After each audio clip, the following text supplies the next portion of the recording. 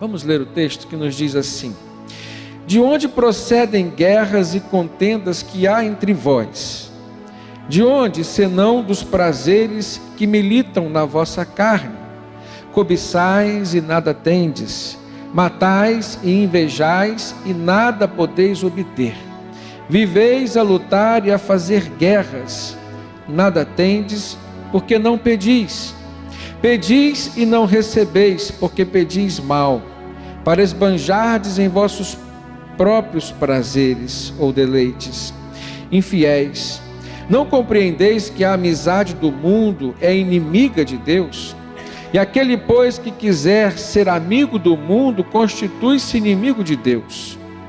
Ou supondes que em vão afirma a Escritura: é com ciúme que por nós anseia o Espírito Santo, que ele fez habitar em nós? Antes, ele dá maior graça. Pelo que diz, Deus resiste aos soberbos, mas dá graça aos humildes. Sujeitai-vos, portanto, a Deus, mas resisti ao diabo, e ele fugirá de vós. Chegai-vos a Deus, e ele se chegará a vós outros. Purificai as mãos, pecadores.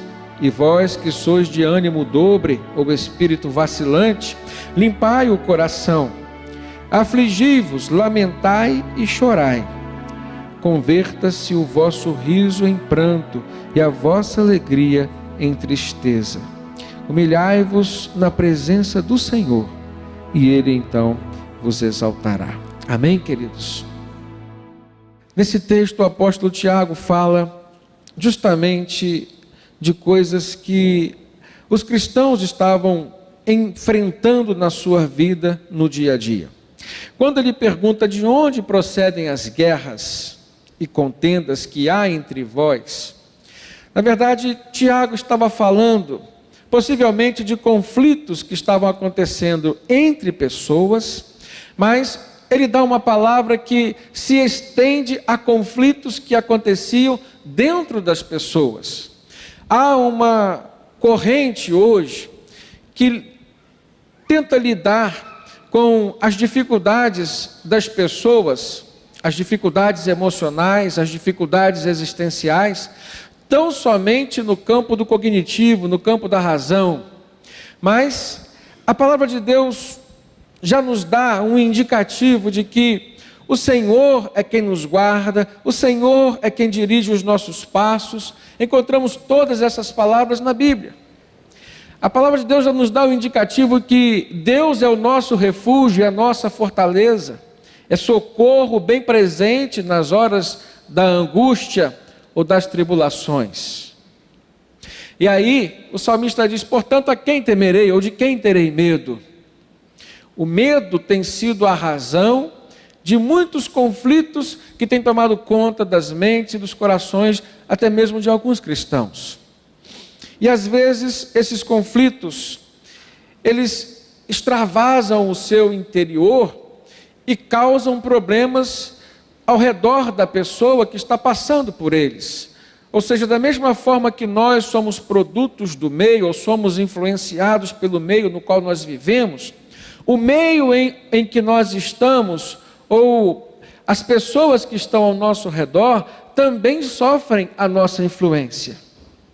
E é comum você ver pessoas que têm uma natureza de poder chegar num lugar e transformar aquele ambiente, tanto para melhor como para pior. Às vezes você olha alguém chegando e você fica feliz, porque você sabe que vai trazer uma boa notícia, você sabe que vai trazer uma palavra de consolação, você sabe que aquela pessoa tem o Espírito Santo consigo e vai te dar uma palavra de direção para a sua vida se você necessitar, ou se você estiver necessitando. Mas, da mesma forma que existem pessoas assim, existem também pessoas que têm palavras que tão somente trazem efeitos negativos para nossas vidas.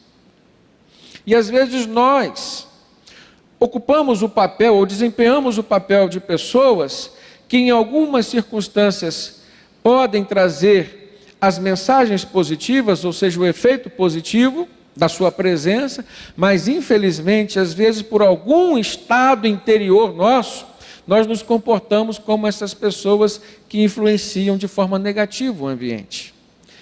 Então o apóstolo Tiago está falando sobre isso. Ele se dirige aos cristãos, se dirige a pessoas que conheciam o Antigo Testamento, eram judeus que haviam se convertido, se dirigia a pessoas que conheciam as leis de Deus, mas que não estavam vivendo segundo os padrões de Deus. E é nessa hora que nós podemos nos deparar com uma realidade. Conhecer a lei de Deus, conhecer os princípios de Deus, não significa viver consoante a esses princípios. E às vezes nós precisamos ser chamados à atenção.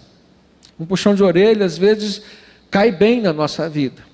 E o que Tiago estava falando aqui, e escrevendo para aqueles irmãos, tinha esse tom de exortação, de admoestação e de exortação. Ou seja, estava chamando a atenção dele. De onde vêm esses conflitos com os quais vocês estão sofrendo, ou com os quais vocês estão fazendo os outros sofrerem? Então ele aponta algumas razões, ou as causas. Ele diz assim: de onde, senão dos prazeres que militam na vossa carne, ou seja, que lutam no vosso corpo? Cobiçais e nada tendes, matais e invejais e nada podeis obter, viveis a lutar e a fazer guerras e nada tendes, porque não pedis. Aqui nós encontramos algumas pontuações que o apóstolo Tiago faz. Em primeiro lugar, ele diz que havia na vida daquelas pessoas uma necessidade de viver segundo os prazeres, ou segundo os deleites da carne. E nós podemos entender isso, irmãos, como sendo um jeito hedonista de ser. Os filósofos falavam sobre o hedonismo, um modo de viver no qual os prazeres ocupam um lugar soberano na sua vida. Ou seja, a vida se justificava se ela estivesse sendo vivida para atender às necessidades, aos desejos do corpo, da alma, mas não do espírito. No hedonismo, o prazer é a finalidade da vida. Ele é soberano sobre as pessoas. O hedonismo era conhecido e é ainda como a glorificação dos nossos sentidos. Se nós pararmos para pensar nos nossos sentidos, o tato, o olfato, a audição, o paladar, a visão, nós vamos perceber que eles têm o poder de trazer informações externas para o nosso corpo. Para o nosso corpo, inclui a nossa mente, e a nossa mente se comunica com o nosso espírito. A palavra de Deus nos fala sobre portas espirituais. E essas portas espirituais, se nós pensarmos a nível do corpo humano, a nível fisiológico, nós vamos ver que elas estão totalmente ligadas com os nossos sentidos. Uma palavra que você ouve e que não agrada a sua pessoa, pode trazer uma reação na sua vida que vai gerar um conflito. Ou um conflito interior, ou até mesmo um conflito exterior, se você for uma pessoa que reage imediatamente. Uma cena que você vê pode trazer um conflito para a sua vida. E cenas podem trazer para nós muitas mensagens. Mensagens que são reais, mensagens que não são reais. Você pode ver um homem conversando com uma mulher, por exemplo, e você pode imaginar que eles estão tendo um relacionamento, ou você pode pensar que eles estão simplesmente conversando, resolvendo uma outra situação qualquer ou dando uma informação. Então, da mesma forma os outros sentidos. E você pode se deixar levar pelos sentidos, ou seja, os sentidos da sua vida, do seu corpo, podem ser transformados em portas espirituais positivas ou negativas, de acordo com a maneira com que você os trata. O que Tiago estava mostrando para a igreja é que havia uma necessidade de santificar o seu corpo, santificando também os seus sentidos. E é dessa maneira que nós vamos, irmãos, eliminar muitos dos conflitos com os quais nós sofremos hoje, ou fazemos as outras pessoas sofrer. Quando ele diz, por exemplo, matais e invejais, ele não estava se referindo a pessoas que estavam assassinando outras fisicamente. Não havia assassinos na igreja, não. Mas a verdade é que muitas vezes nos nossos conflitos, nós matamos algumas pessoas. Anulamos a existência dessa pessoa na nossa vida. É uma forma indireta de matar. Ela continua vivendo, mas ela não faz parte mais da sua vida. Ela não vive mais para você. E você também não vive mais para aquela pessoa. Então é a mesma coisa que dizer que aquela pessoa morreu para você. E muitas vezes nós ouvimos isso da boca até mesmo de alguns cristãos. Fulano morreu para mim. Me decepcionou a primeira vez, me decepcionou a segunda vez, me decepcionou a terceira vez. E agora para mim ele não existe mais. Conflitos que não foram resolvidos. E por que não foram resolvidos? Tiago fala: cobiçais e nada tendes. Quais são os nossos sentidos responsáveis pela cobiça? A visão. Você vê uma pessoa ter alguma coisa, ou ser de alguma forma, e você deseja ter aquilo para você. Isso é uma forma de cobiçar. Então, aquela porta espiritual construída a partir da tua visão, ela foi uma porta espiritual negativa na sua vida. E Tiago está falando sobre isso. Que muitas pessoas estavam cobiçando e não tinham nada, ou seja, estavam desejando outras coisas e não conseguiam ter. Matavam os outros, invejavam as outras pessoas. E aí nós precisamos fazer uma diferença entre a cobiça e a inveja. Cobiçar significa desejar ter o que o outro tem. Pode ser uma coisa igual. Não significa querer que o outro perca aquilo que ele tem. Mas a inveja é muito pior do que isso. A inveja é um sentimento muito mais negativo, que faz com que você deseje que o outro perca aquilo que ele tem, porque o sucesso do outro te incomoda. A família do outro sendo bem sucedida, parece que para você é a demonstração de que você é um fracasso como um pai, ou como uma esposa, ou como uma mãe, ou como um marido. E Tiago estava denunciando todos esses pecados no meio da igreja. Por que tudo isso, irmãos? A razão está na forma como a igreja estava se relacionando com Deus. As portas espirituais que eram para ser positivas estavam sendo usadas de forma negativa. A essência, por exemplo, a oração, que é uma das essências do nosso relacionamento com Deus. Por meio da oração nós dialogamos com o Senhor, falamos e ouvimos Deus falar conosco. As orações não estavam sendo feitas da forma correta. Olha no verso 3: pedis e não recebeis, porque pedis mal. Pedis para esbanjardes em vossos próprios prazeres ou vossos próprios deleites. É aqui que Tiago começa a falar que a igreja que era cristã não estava vivendo fundamentada na sua fé em Cristo Jesus. Ela estava vivendo fundamentada nos desejos do próprio ser humano. E às vezes, irmãos, nós nos deparamos com uma realidade na nossa vida assim.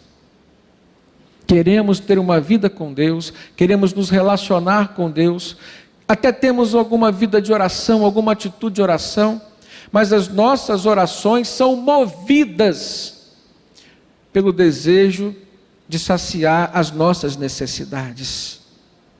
Nós não nos abrimos com Deus para descobrirmos aquilo que Deus quer desenvolver em nós. Nós não nos abrimos com Deus em oração para ouvirmos exortações de Deus. Não nos abrimos com Deus em oração para ouvirmos uma direção para a nossa vida. Esta semana eu estava refletindo sobre isso.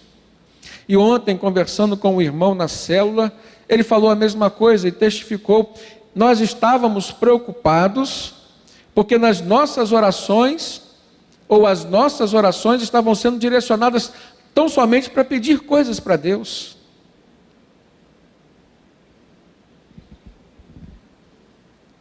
E por que está sendo assim?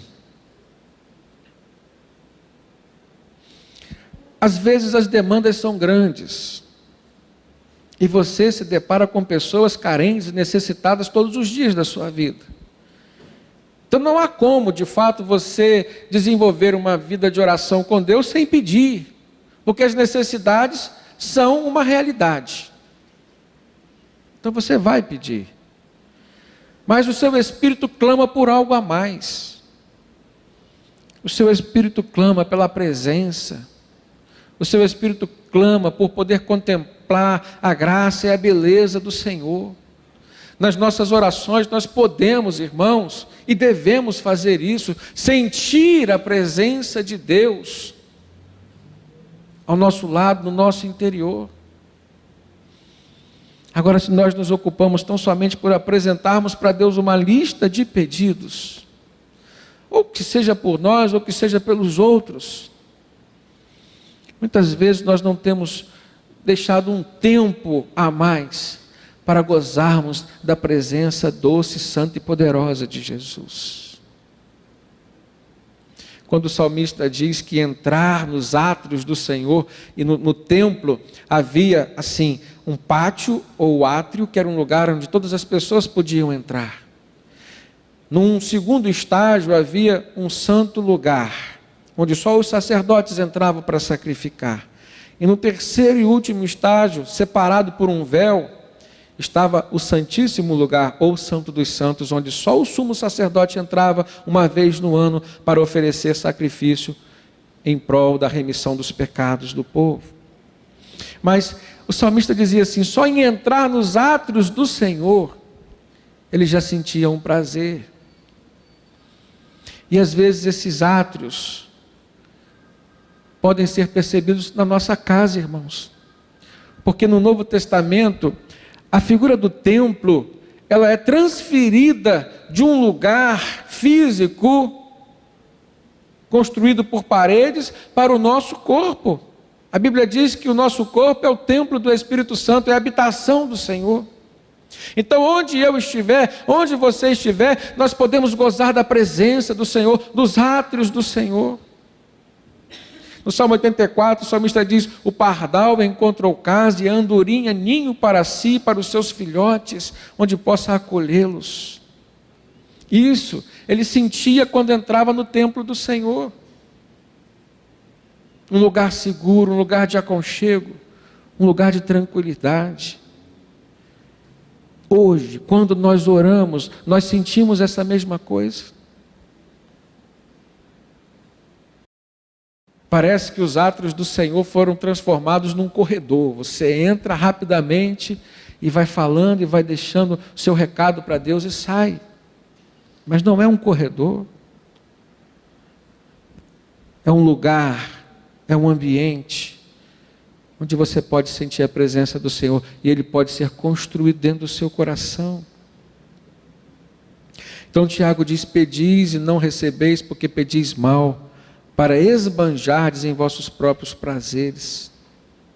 No verso 4, Tiago fala de uma coisa muito forte, irmãos.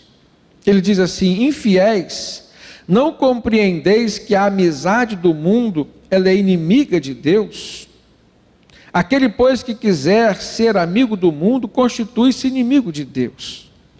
A primeira questão aqui é o que significa ser amigo do mundo. E a segunda questão é por que Tiago, o apóstolo, está dizendo que os crentes estão sendo infiéis por desejarem ser amigos do mundo. Então, o que é construir uma amizade com o mundo? É você gostar das coisas que o mundo gosta. E é você gostar das coisas que Deus não gosta. E aqui, quando se fala de mundo, entendam os irmãos, se refere a um padrão mundano, que é contrário do padrão, do padrão santo, ou seja, se refere a um padrão profano. Mundano e profano é a mesma coisa. Há coisas que estão no mundo que não ferem o padrão de Deus. Estão no mundo, mas não são profanas, não são mundanas. E Jesus falou em João 17, orando pelos seus discípulos e pela sua igreja. Falou: eu rogo por eles, Pai, porque eles estão no mundo, mas eles não são do mundo, não pertencem a esse mundo, ou seja, não são mundanos. E aí, nós precisamos identificar o que está ao nosso redor no mundo que desagrada a Deus e que nós estamos amando, que nós estamos gostando, ou com as coisas, com as quais nós estamos nos relacionando. É certo que algumas coisas estão entrando por contaminação na nossa vida. É certo que o inimigo trabalha dia e noite, irmãos, para nos derrubar. Ele arma laços para nos pegar, nos prender. São realidades bíblicas. Agora, quando nós estamos construindo esta amizade com as coisas do mundo ou mundanas, o que na verdade está acontecendo é que nós também estamos construindo uma inimizade com Deus, ou desconstruindo a amizade que construímos com Deus durante os anos da nossa vida cristã. Então, o fato é que não há como você construir uma amizade com Deus e construir uma amizade com as coisas do mundo que desagradam a Deus. Ou você vai se aproximar de Deus se afastando do mundo, ou você vai se aproximar do mundo se afastando de Deus. Eu me lembro uma vez que vi numa Bíblia uma dedicatória onde o pastor dizia assim, o pastor que doou aquela Bíblia: ou este livro vai te afastar do pecado, ou o pecado vai te afastar desse livro. Porque não há como você conviver com a palavra de Deus, se relacionar com Deus por meio da sua palavra e viver num mundo de pecados. A segunda questão que eu falei é por que Tiago então chama aqueles crentes de infiéis? E a palavra infiel aqui diz respeito a um adultério, na tradução do grego, que foi a língua original do Novo Testamento. A explicação está no fato de que Deus sempre calcou o seu relacionamento com o seu povo e depois a sua igreja como sendo uma união, e que por metáfora, por comparação, ele usava o casamento. No Novo Testamento, a igreja que somos nós, ela é dita e conhecida como sendo a noiva de Cristo, a noiva do Cordeiro. Quando Jesus vai falar sobre a volta dele, ou seja, a instauração do reino dos céus, ele conta a parábola das 10 virgens, que estavam esperando o noivo. E na explicação, o noivo era o Senhor Jesus. E ele conta que quando o noivo chega, das 10, 5 estavam preparadas com o combustível na sua lamparina, ou seja, com azeite nas suas lâmpadas. Mas as outras 5 não haviam se preparado e tiveram que sair. E do momento em que saíram para comprar mais azeite ou combustível, o noivo chegou de forma sem avisar. Então, no Novo Testamento é colocada esta figura de que há um casamento entre Deus, entre o Senhor Jesus e a sua igreja. Mas no Antigo Testamento também tem. O profeta Jeremias, lá no seu livro capítulo 3, verso 20, Ele diz assim: deveras como a mulher se aparta sem motivo do seu marido, assim também Israel fez com o Senhor. Então, tanto no Antigo Testamento como no Novo Testamento, Deus estabelece um relacionamento de fidelidade. Ele espera a fidelidade da sua igreja, do seu povo, assim como o marido espera a fidelidade da sua esposa, assim como a esposa espera a fidelidade do seu marido. E o que existe entre nós e o nosso Deus é uma aliança. E esta aliança não pode, não deve ser quebrada. Assim como ele coloca um dos princípios do casamento bíblico é não ser quebrado. Ele disse: o que Deus uniu, não separe o homem. Então, irmãos, quando Tiago chama a igreja de infiel, ele está se referindo à quebra de aliança, à quebra de um acordo. Ele está se referindo a uma infidelidade de sentimentos, uma infidelidade de amor. Não é só de um pacto quebrado, de um contrato que foi riscado, anulado, cancelado ou rasgado. Ele está falando de uma relação que fez com que ele, lá na eternidade, já estivesse determinado que o seu filho viria a este mundo morrer por nós, sendo nós ainda pecadores. Ele fala de uma quebra, de um laço de amor, de uma aliança de amor. Isso é forte demais. E às vezes nós estamos nos comportando como uma igreja adúltera, infiel, quebrando os laços que foram estabelecidos a preço de cruz, a preço de sangue do nosso Senhor Jesus. Nós precisamos, irmãos, eu preciso, você precisa pensar sobre isso todos os dias, nos deparar com essa realidade a cada decisão que nós venhamos ter que tomar. Será que isto segue um padrão mundano, profano? Ou será que isto segue um padrão cristão?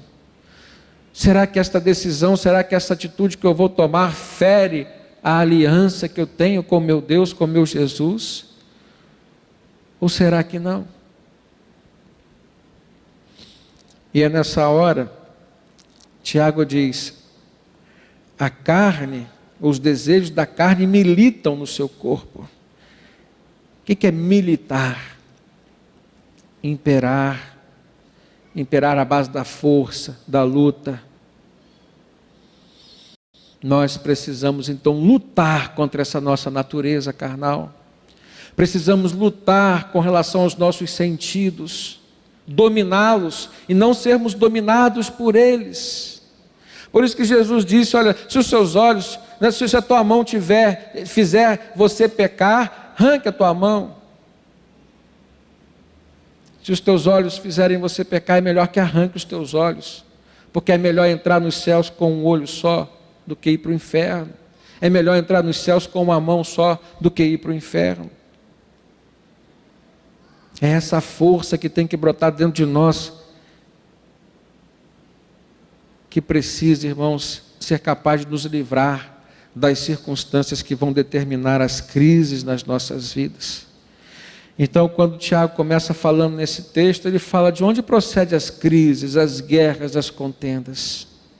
Depois ele explica tudo isso, mas ele diz: olha, vocês precisam ser fortes e fazer com que a natureza espiritual de vocês vença a natureza carnal. E por último, no verso 6,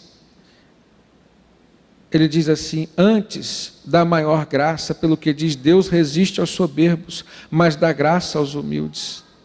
Então Tiago coloca em Deus a fonte de sustento, a fonte de provisão, a fonte de força para nós vencermos essa natureza carnal que é do homem. E é por isso que nós recebemos o Espírito Santo, irmãos, para nos fortalecer, para nos santificar, para nos capacitar. Esta é a obra do Espírito Santo na nossa vida. Mas Tiago é muito claro em dizer: não é só uma questão humana, não é só uma questão carnal, não é só uma questão dos seus desejos humanos, mas existe uma interferência das forças do mal. No verso 7 ele diz assim: sujeitai-vos, portanto, a Deus, mas resisti ao diabo e ele fugirá de vós. As crises começam muitas vezes por questões da nossa natureza humana, por buscarmos os nossos desejos e atendermos às necessidades da nossa carne. Mas muitas das nossas crises começam ou continuam por uma ação demoníaca do diabo. Mas a palavra de Deus nos diz duas coisas, irmãos: sujeitai-vos, portanto, a Deus, ou seja, precisamos seguir a direção de Deus, estarmos debaixo de uma orientação de Deus, da cobertura de Deus, e resistirmos ao diabo, porque se assim fizermos, ele fugirá de nós. Amém, irmãos? Outro segredo, ele diz: chegai-vos a Deus e ele se achegará a vós outros. Terceiro passo: purificai as vossas mãos, pecadores, e vós que sois de ânimo dobre, limpai o vosso coração. Então não adianta simplesmente eu considerar a existência do diabo, mas eu preciso lutar contra os meus pecados. Preciso fechar estas portas pelas quais o pecado entra na minha vida, ou tem entrado na minha vida. Ele diz: afligi-vos, lamentai e chorai. Converta-se o vosso riso em pranto e a vossa alegria em tristeza. Por quê? Por que a palavra de Deus nos diz aqui o contrário do que nós gostaríamos que acontecesse? Nós gostaríamos que o nosso pranto se convertesse em riso. Gostaríamos que a nossa alegria se convertesse, que a nossa tristeza se convertesse em alegria. Mas aqui Tiago está dizendo: converta-se a vossa alegria em tristeza. Converta-se o vosso riso em pranto. Por quê? Por causa da origem desta alegria que está aqui. Alegria que vem dos prazeres do mundo, alegria momentânea que vem da amizade com o mundo. Ela precisa ser convertida em pranto por causa dos nossos pecados. Seus pecados têm feito você chorar, seus pecados têm feito você prantear. E é nessa hora que nós precisamos pesar na nossa balança espiritual, irmãos. Até que ponto os nossos pecados têm incomodado a nossa vida? Ou até que ponto nós temos convivido deliberadamente com eles? Tiago é muito claro em dizer: isso é humilhação diante de Deus, e nós precisamos fazer. Mas quando nós nos posicionamos de forma humilde diante de Deus, o que Ele diz que vai acontecer? O Senhor Deus nos exaltará. Humilhai-vos, pois, na presença do Senhor, e Ele vos exaltará. Quando nós nos diminuímos, o Senhor nos faz crescer. Quando nós nos colocamos como servos, o Senhor nos enriquece de bens, nos enriquece de dons, para que nós possamos servir mais aos outros. Quando nós nos humilhamos, o Senhor nos dá graça, porque Deus resiste aos soberbos, mas aos humildes, a quem se humilha, Ele concede graça. E graça, irmãos, é favor imerecido. Graça é você receber aquilo que você não pagou. É você receber aquilo que você não merecia receber. Mas pela misericórdia de Deus, Ele te concedeu. O Senhor resiste a quem traz soberba no seu coração. Mas para com aqueles que cultivam humildade, Deus tem prazer em conceder graça. Graça no casamento, graça no relacionamento familiar, graça na sua vida profissional, graça no seu relacionamento com Deus, na sua vida ministerial, na sua igreja. Graça, irmãos. Pedro diz: antes crescei na graça e no conhecimento do nosso Senhor e Salvador Jesus Cristo. Precisamos da graça de Deus todos os dias da nossa vida, porque é a graça que nos faz viver com graça. E a vida sem a graça de Deus é uma vida de desgraça.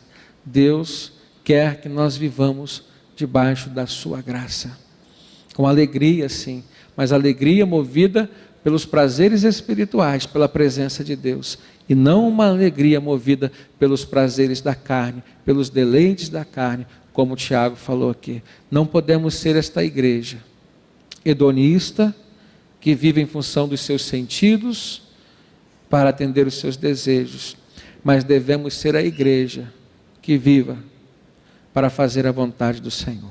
Amém? Que o Senhor nos abençoe.